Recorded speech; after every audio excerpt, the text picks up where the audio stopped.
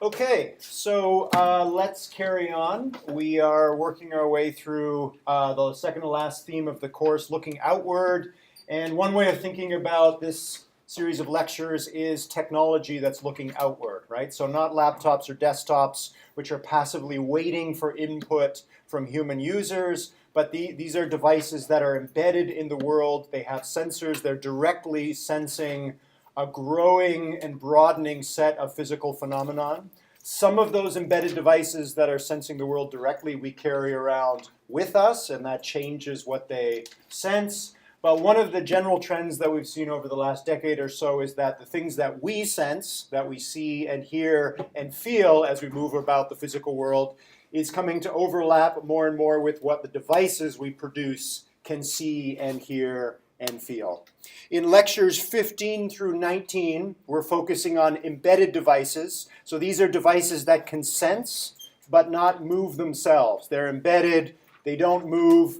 In lectures 20 through 24, we're going to talk about a different class of technology which can both sense and move themselves, which are robots, right? So our world is being instrumented at the moment mostly with embedded devices. Robots are still somewhat around the corner, but perhaps not that far away. What we're looking at specifically in lectures 16, 17, in 17, 18, and 19 are three different case studies where the investigator said, okay, now that there is some tech that is embedded out there in the world, what are some things that we can do that were difficult or impossible to do in a world that was not instrumented with embedded technology? We are going to finish lecture 17 today, which was tackling a particular question, which is social network inference. So assuming there are microphones out there in the world, can those microphones collectively determine who among a group of individuals are friends, or at least which of those individuals enter into conversations with each other more often than with other individuals in the group? If you are able to infer that, this person tends to talk face-to-face with this person more often than with this other person, you can then ask an interesting question about human social behavior, which was next to impossible to study before, which is, how do you change your behavior, or at least in this specific case, how do you change the way that you speak depending on who you're speaking to within that social group, right? That's the question that we started to tackle last time. We'll move on today to lecture 18, which is activity tagging. How many of you are wearing a Fitbit today? Or an Apple phone? Apple phones do more or less the same thing, right? Just one person. Okay.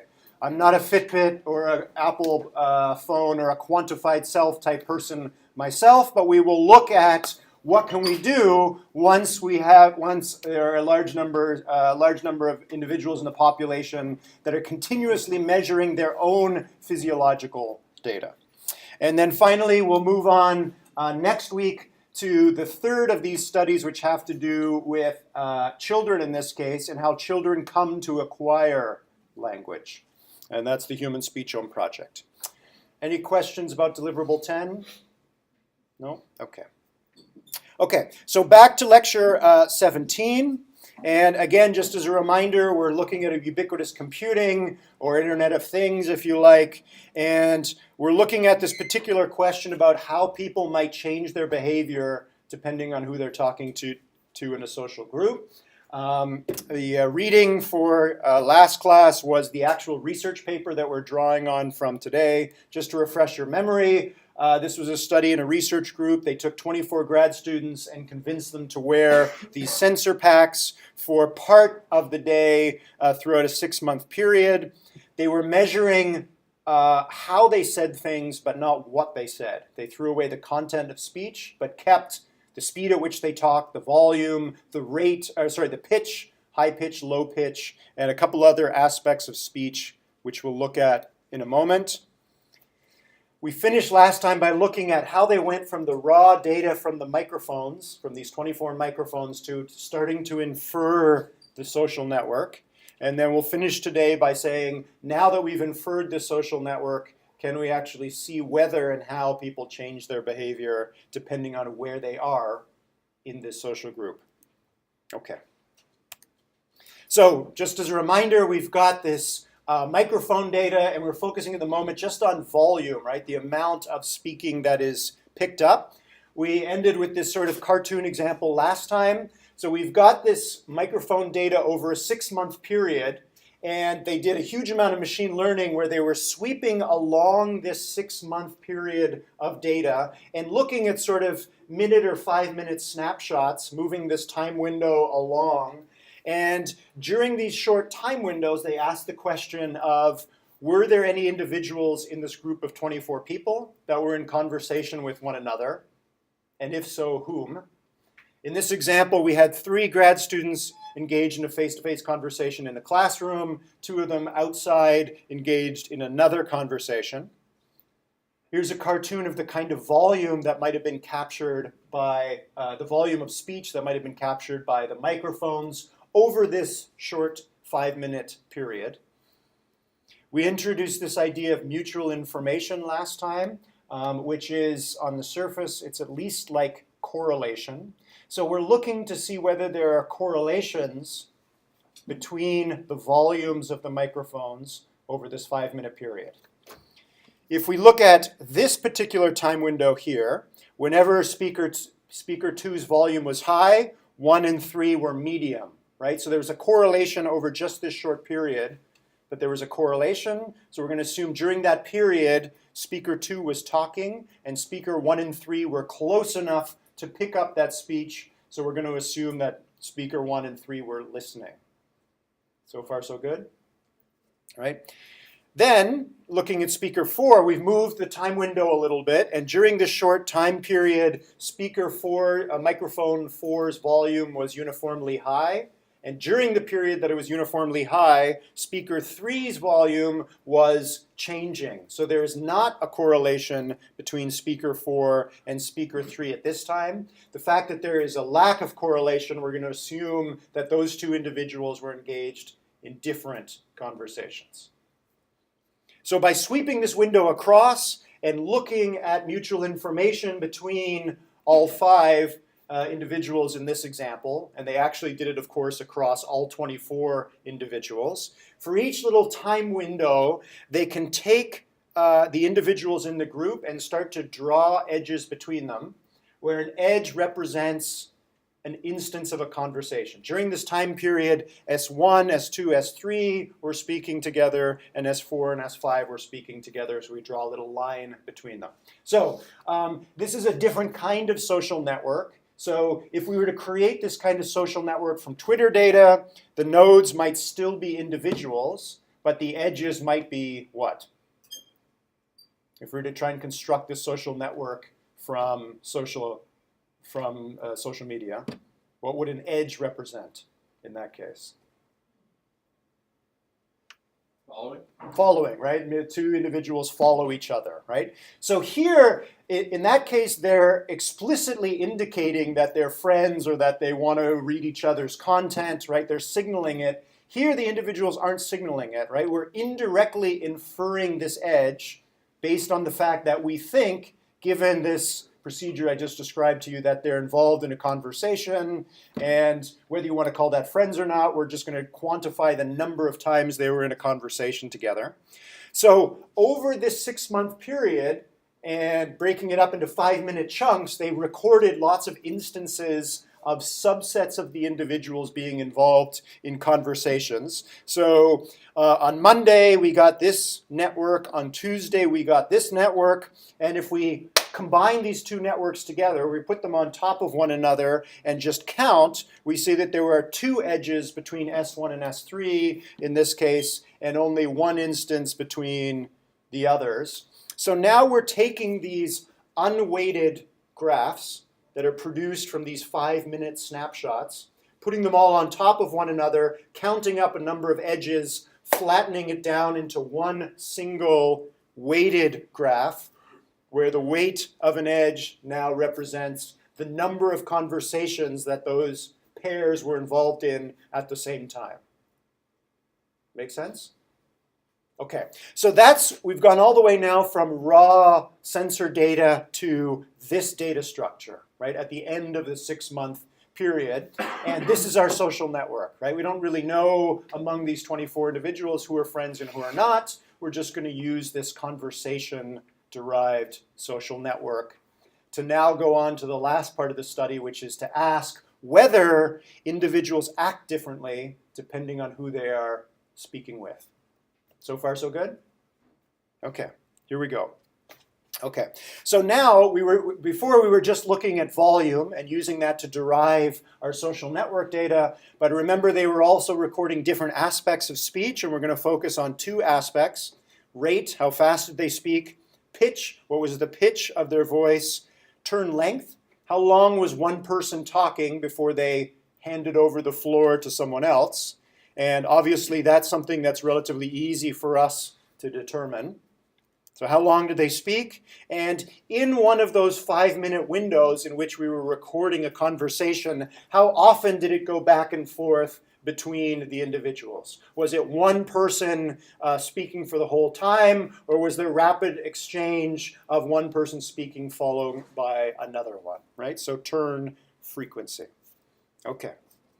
So let's start at the top of this slide. We're going to work our way through this slide step by step. Let's start with the hypothesis. Here's a specific hypothesis. People change their normal way of speaking more when they speak to strangers than with good friends. Right? Now, the question then is, what is your normal way of speaking? And how do we know whether you're speaking with a good friend or a stranger? So in this example, what do you think is going to count as a stranger or a good friend? We're going to look at one of the 24 graduate students. We're going to call that student SI. And SI spoke to lots of other individuals. From SI's point of view, who is a stranger and who is a good friend? How would we know from all the data we've looked at so far? The length of how long they talked would probably be an indicator of that. Possibly. So we could go back and use this additional information to try and infer something about friendship, but we're not going to. Yep? You just look at the number of times they interact. Exactly. So for our purposes, we're gonna consider a stranger as someone maybe that they were involved in a conversation with once or a few times.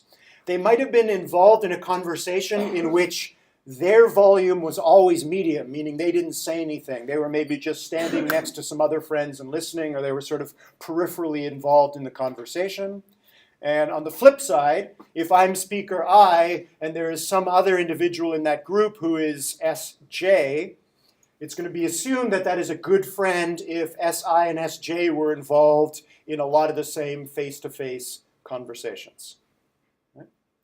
Okay, normal way of speaking is a little bit trickier, so let's see if we can derive ways of speaking. So in order to test this hypothesis, we're going to compute a number of features from the data that we have. The first one we're going to compute is maybe difficult to see on the slide here, B sub I/J. So B is going to be a particular feature, and it's going to be drawn from one of these four. So we're actually going to compute B 4 times, once for each of these 4 features. And we're going to compute it from the point of view of I, who is the individual that we're interested in this case. And we're going to look at the average speech feature. So what was the average rate at which I spoke? What was the average pitch at which I spoke? What was the average turn length that I was involved in? And what was the average turn frequency for I whenever I was speaking? That's B sub I.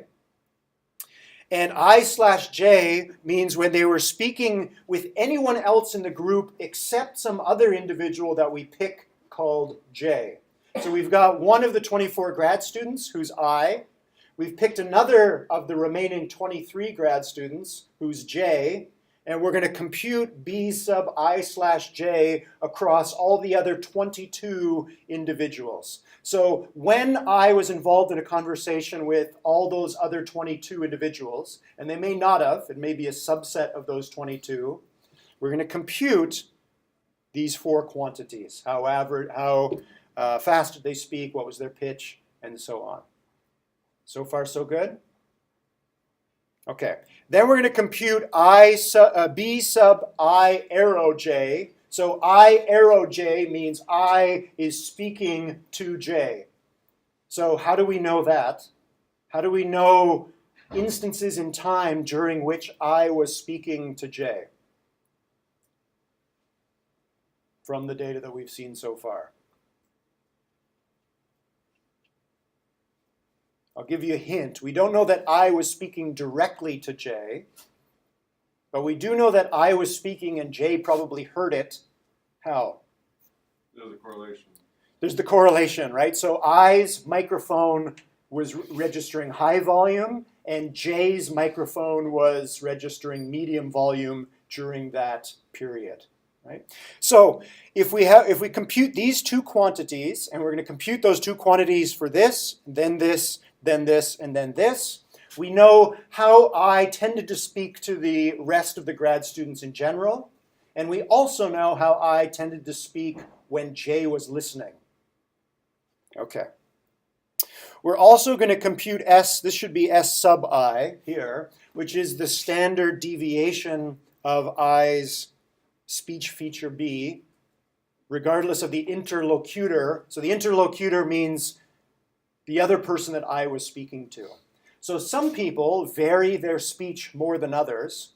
If I was wearing a microphone walking around, my S sub I would be pretty high, because sometimes I'm speaking quietly in my office and sometimes I'm speaking at a much higher volume when I'm lecturing, right? So we want to try and calibrate this because we're going to compute these quantities for all the individually for each of the 24 graduate students, and we're going to try and normalize their behavior based on how much their behavior tends to change in general, right? Okay.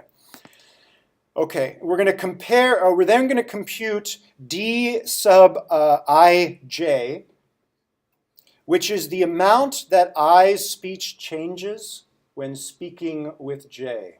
So D stands here for difference.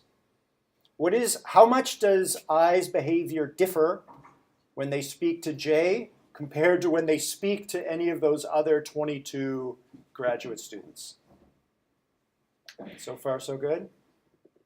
Okay, how are we going to compute that difference? Well, we're going to take the absolute difference between B sub I slash j and B sub I arrow j. Why are we taking that absolute difference? What does that give us? Forget about the denominator for a moment.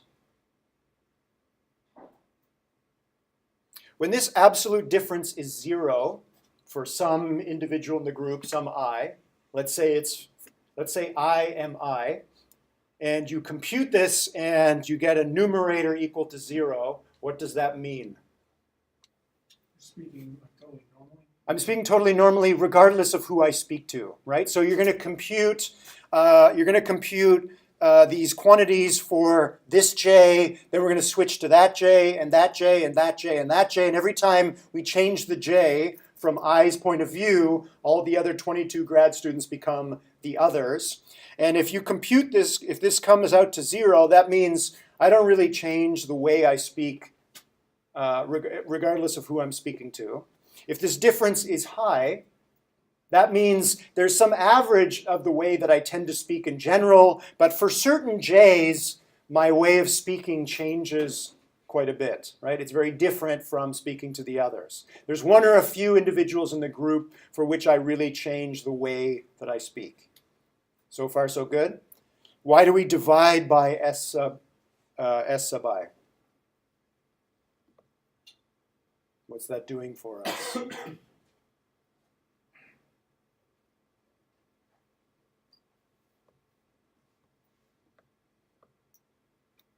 Calculates in the natural variance and how they speak. The natural variance, right? So I don't think among the grad students there would be any that were going through puberty, but if you were doing this with someone who's going through puberty, their S sub I is going to be pretty high, but it's for physiological reasons, not necessarily for social reasons, right? And that's what we're trying to get at here. How do people change the pitch of their voice depending on who they're speaking to? Okay, so now we've got this quantity, Dij, which is the difference in how people talk. And we're going to compare it to Cij, which is the fraction of time that I speaks to j. Right? If you do that, in this case they compared Dij to Cij, they found that over all 4 of these features, there was a negative correlation.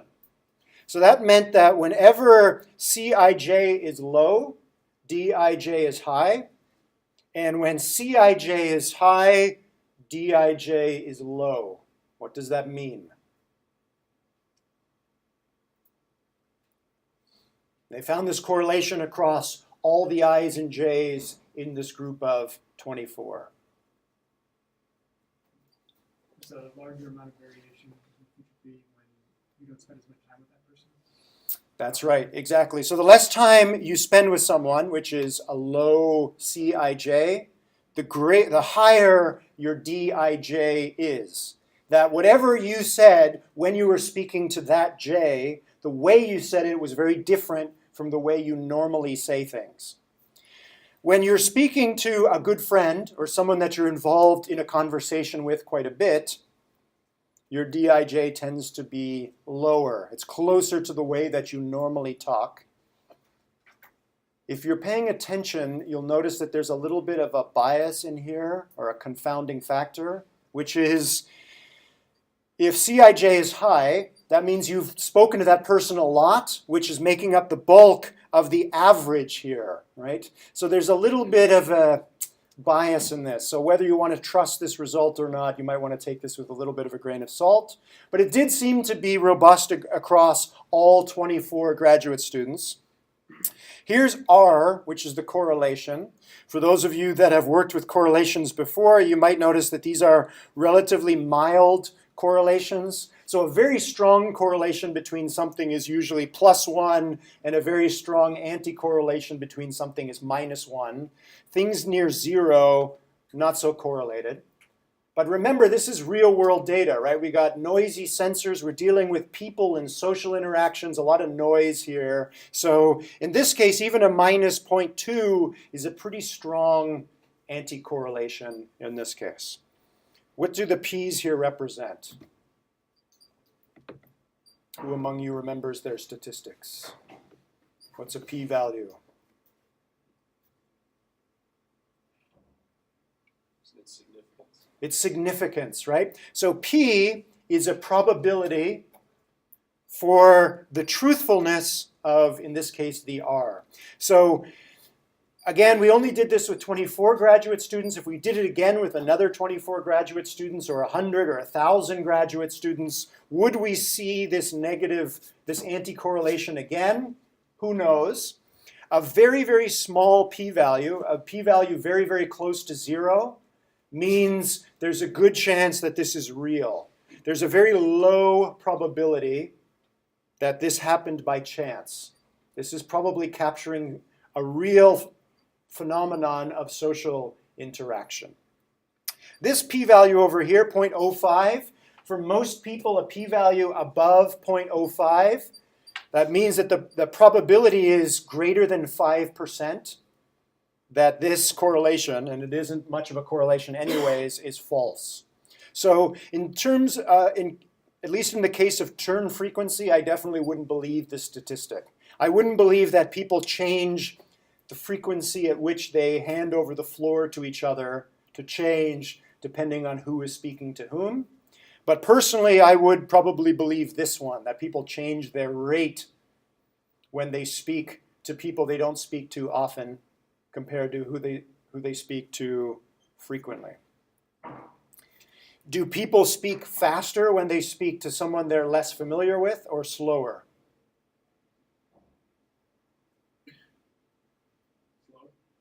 Maybe. So the data doesn't tell us, right? All it says is they change. It's different from how they spoke. Some people might speak more rapidly when they speak to someone who they're not as familiar with. They may speak slower. This study doesn't answer that question, just that you do change your behavior depending on who you're speaking to. Okay, so the data seems to support the hypothesis here that people do change their normal way of speaking when they speak to strangers than good friends. let's look at a second hypothesis. So I'm going to just go back and forth from these for a moment. So we're still going to look at the hypothesis of whether people change their normal way of speaking. But now we're going to look at not just how J relates to I, but where J is in the social network at all. So do you change the way you speak when you're speaking to a well-connected person? What's a well-connected person in this study?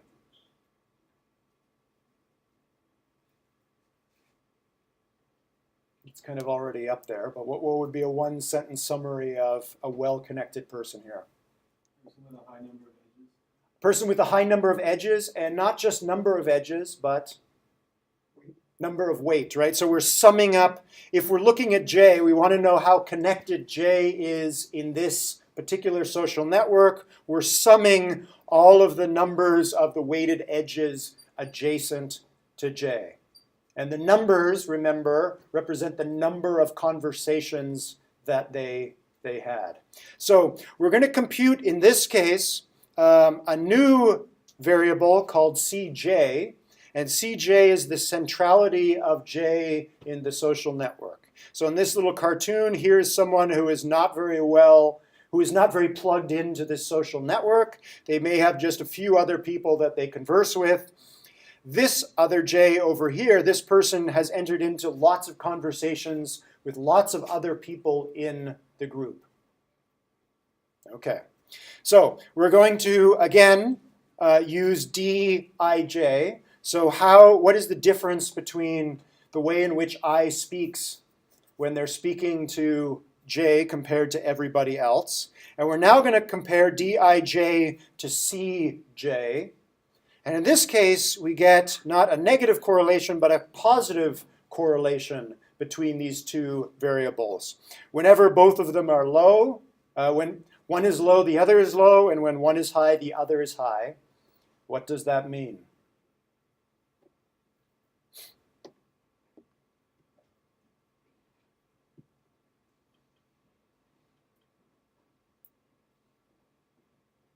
Let's take the first case. So for a given J, so someone that's well connected, all of the I's that speak to them, low Cj means someone who has not really had a lot of conversations with a lot of people in the group.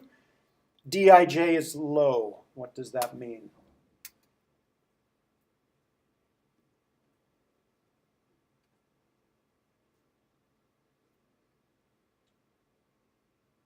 No? All right, let's try the other one then. We go among this group of 24 graduate students, each one gets to be J in turn. So we're considering the centrality of each of the 24 graduate students in turn. We're working our way along the 24 graduate students, and we find that this particular grad student, J, has a high Cj. They've entered into lots of conversations with lots of other individuals in the group.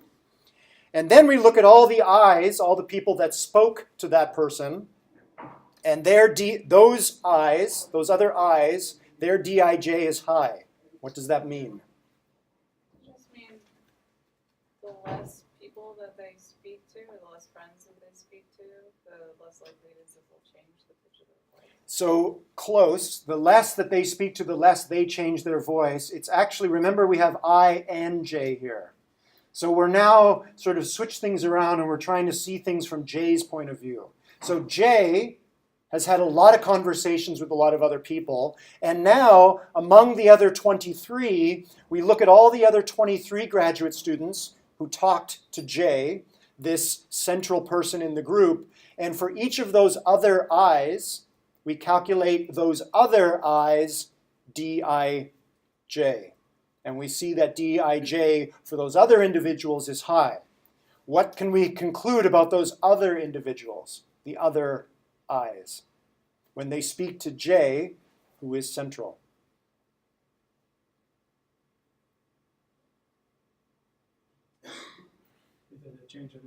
They change how they speak, right? If we march our way through the J's again, and we pick a grad student in the group who's not very central, and we look at the few individuals that did speak to them, and we look at those I's who spoke to that J, those DIJs are low. What does that mean?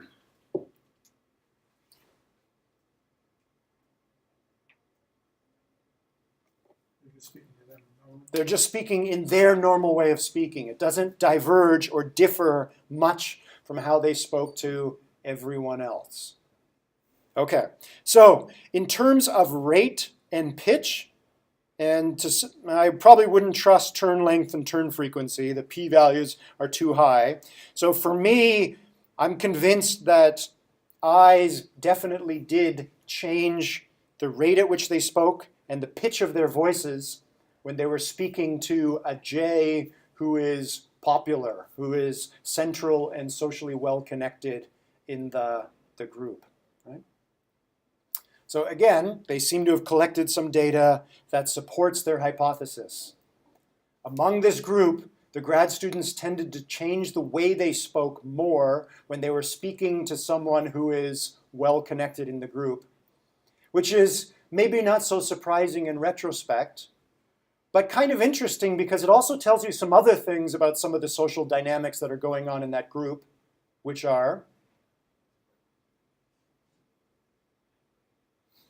They don't change as much with people that they aren't well connected with them. they don't change as much when they're speaking with someone who is not well connected in the group, right? But what else can you infer from this group of 24 people? Beyond just the data that I've shown you so far.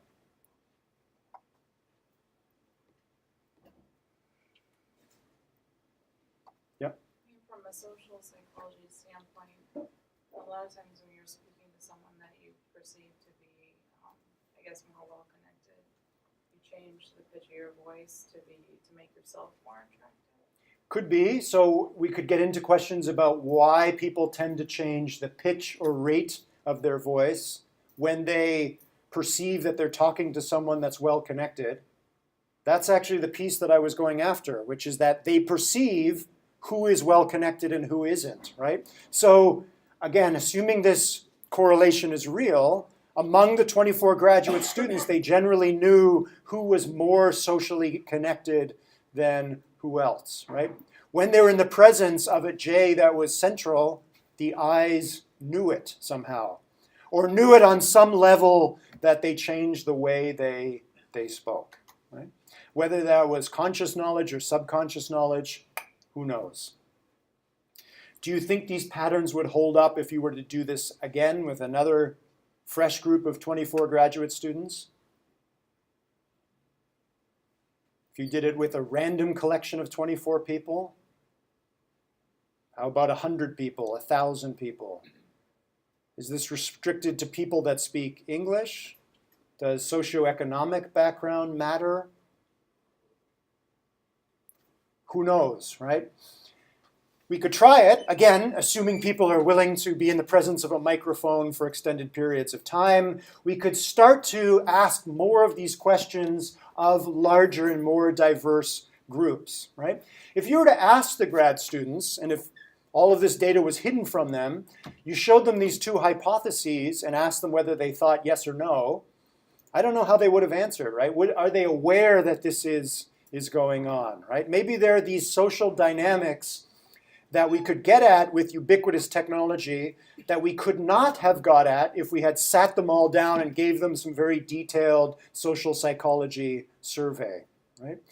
This is also the ethical side of this, right? Maybe we're uncovering aspects of human behavior that the humans in the study are not really aware that they're exhibiting, right?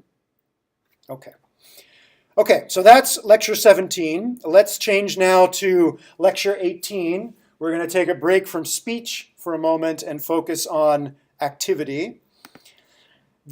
I'll come back to that in a moment. The material for lecture 18 was drawn from a research paper way back in the Stone Age, 2011, before, I think Fitbits existed at that point, but there weren't a lot of them around, right? A lot has happened in terms of mobile health monitoring in the last 5 years. This slide is almost completely out of date by now, but I think this study points up a lot of the interesting aspects of this particular part of HCI. Okay, so why might you consider to wear a Fitbit? Because you want to improve your physical and mental well-being, right? First step in that, of course, is to collect raw data and then translate that raw data somehow into an inference of how much sleep you're getting per day, how much physical activity you're getting, how much intellectual stimulation are you getting per day, social interaction, how socialized are you each day, what's your diet like, what's your stress level like. So like we just saw in the previous lecture, and like you're doing with your Leap Motion, we're going to try and go from different kinds of raw sensor data to a model which predicts on its own how much sleep you got that day, what was your stress level, and so on. Some of these things are easier to predict than others, such as, for those of you that have Fitbits or know how they work, what's easier to get at than others among the list here? Of course, there are lots of other correlates with physical and mental well-being, but let's restrict ourselves to this list. Physical activity. Why is that? Because the step tracker is probably the most popular feature. The which is, sorry? Step tracker. The step tracker, right? There you go. Counting steps is kind of medium level. They've kind of figured that out by now, but it was tricky, right? You can fool the step counter. How? Yes. Riding on an old train, lots of other things that can trick a Fitbit, right? So again, we're going to get some false positives with all of these technologies up to a point. We would like, again, thinking about ubiquitous computing, you don't want your Fitbit to continuously be asking you, did you just take a step? Was that another step? Was that another step? Right? That's probably not going to work, be very acceptable. So you want, assuming you are interested in mobile health monitoring, you want whatever technology you're wearing to sort of fade into the background and be invisibly recording this information for you and doing it on a more or less continuous basis, right? It matters, right? We can't take a reading every hour. So we need things that are recording continuously and unobtrusively.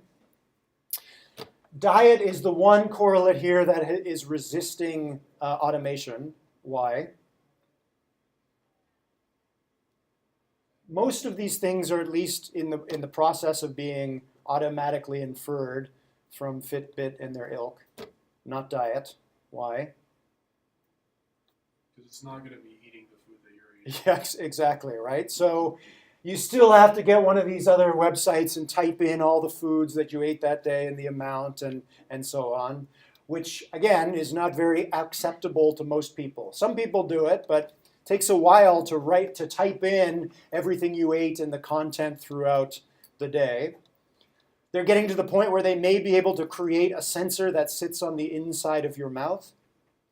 And now it is at least tasting the food that you're eating. How many of you would be willing to wear such a device, right? Pretty intrusive, right? Failing that, it's pretty hard to see how to automate this. I mean, you can take a picture of your food and it tries to infer the caloric content from that. Tricky, right? So some of these aspects are resisting automation more than others. Okay, so in all mobile health monitoring, the main goal, of course, is to measure several correlates of well-being continuously and automatically in the background, so to speak, right? Which correlates are we going to go after? Some of them are easier to record than others. Once we do, we want to take those measurements and pass them through a model which is giving us a rough estimate about how well we did that day.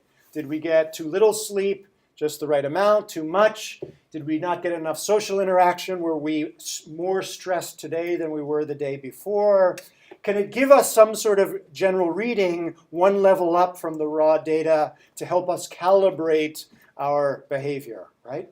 So if our Fitbit or whatever device records that we're a little bit more stressed today than yesterday, hopefully that gets the wearer to think about what happened today that caused me to be a little bit more stressed. Some things may be obvious. Some of them might not be as obvious until you start thinking about it or looking at some of the other measurements. Okay, and again, show these results back to the user in a continuous but perhaps unobtrusive manner. Okay, so we're going to tackle each of these three goals in turn. Okay, so again, we're going to look at this specific application, the Be Well approach. Monitor behavior is step one. Model well-being, so go from the raw data to a prediction about general well-being, and then let the user sort of see these readings in more or less real time so that they can start to generate hypotheses and ideas about how to change their behavior to improve well-being. Again, I mentioned this paper's from the Stone Age, so things are a little bit outdated here. It might be difficult to see in the picture here, but the green line here, or this top plot, is reporting a particular day, 6 in the morning, noon, and 6 in the evening. The green line is reporting whether the microphone picked up voice, some unknown sound, ambient noise, or complete silence. So it's hopping up and down between those four estimates. So there's already some machine learning going on here, right? They're taking the raw data coming from the microphone and trying to categorize it into one of these four classes, not unlike how you're taking raw gesture data and trying to categorize it into one of 10 digits. The accelerometer, using the orange here, is giving an estimate about whether the user is currently walking, stationary, or running. Okay. Let's start with sleep. This was one of the correlates of well-being that Be Well tries to record. You're going to use a cell phone to do this for a moment. The sensors you have available is a binary sensor, so the phone knows whether or not the battery is charging. Obviously, the phone has a clock, an accelerometer, a digital compass, GPS, microphone, and a camera. Given those sensors, how would you infer the amount of sleep that the user is getting per day?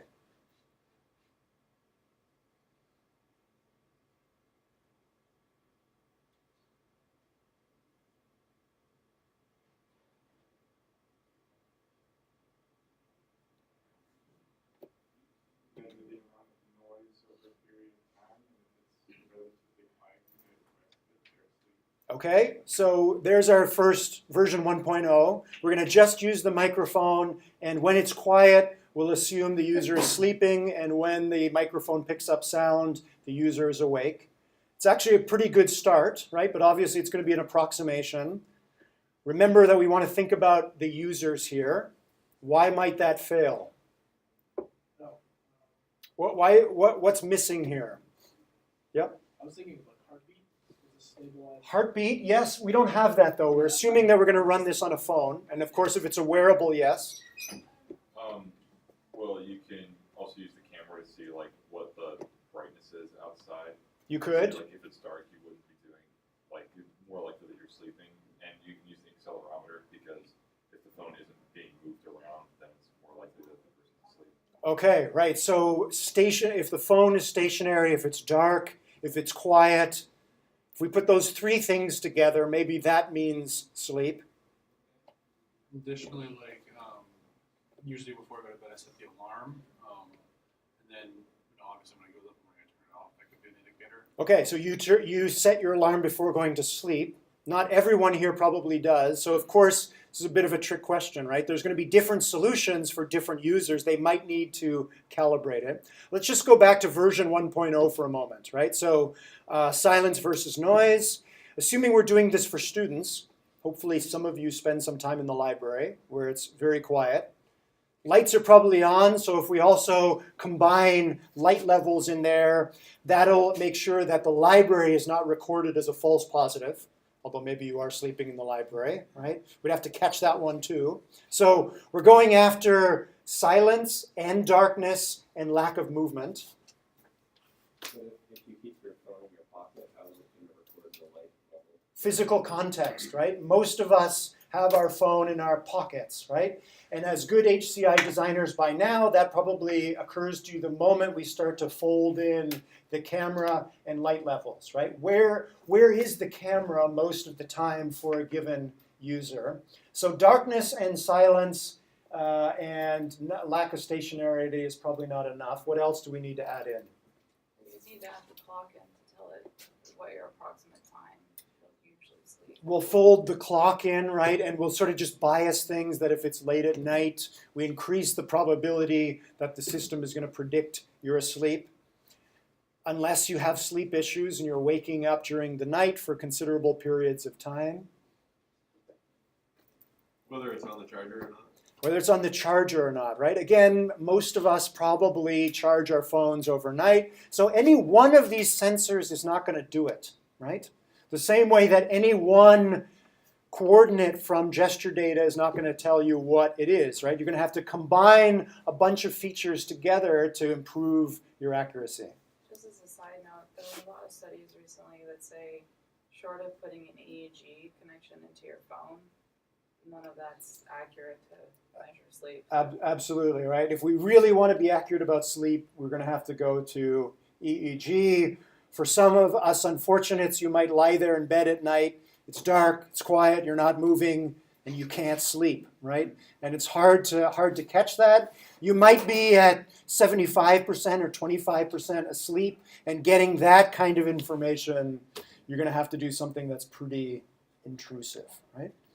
That being said, and Fitbit is getting pretty good at this, if you wear your Fitbit at night, even if you're awake, your movements are quite different from your movements when you're asleep. If you apply some sophisticated machine learning and you have enough training data, you can actually start to infer whether someone is lying in bed awake or asleep, right? Movement data is very rich and powerful for these kinds of predictions. Okay, so you can sort of see some of the unique challenges when we're talking about wearables or mobile health monitoring. You really now need to think carefully about physical context, social context, differences among individuals in order to combine sensor data together or even to determine the right features for training a model to predict, in this case, sleep. Okay. Let's see a little bit more. They actually did combine some of this information together. In the BeWell application, they combined phone recharging, movement, and ambient sound, so total volume. It was sufficient to predict the amount of hours slept to within about plus or minus 90 minutes. So they did some significant user studies where the user self-reported how many hours they slept per night. And again, self-reporting is a little bit noisy, but within 90 minutes is not too bad, not too bad. Okay, let's finish with this slide. So they went from raw sensor data on the phone to a model that predicts the number of hours that the user slept per day. We're now going to add on another model, which is going to predict whether you got the right amount of sleep or not. This is, again, very tricky. What counts as the right amount of sleep? Here they picked a very approximate model. They said for everyone, 7 hours is ideal. Does that feel right to you? Seems low.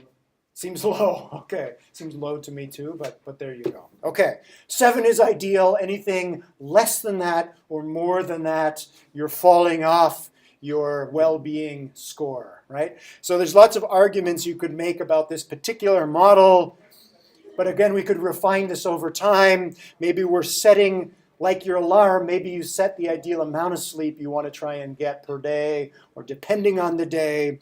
And then we have the system, this hierarchical model, where we now have 2 models along the pipeline. We have raw sensor data, one model that's predicting the number of hours we slept per day, and then a second model that's taking those hours and predicting a well-being score.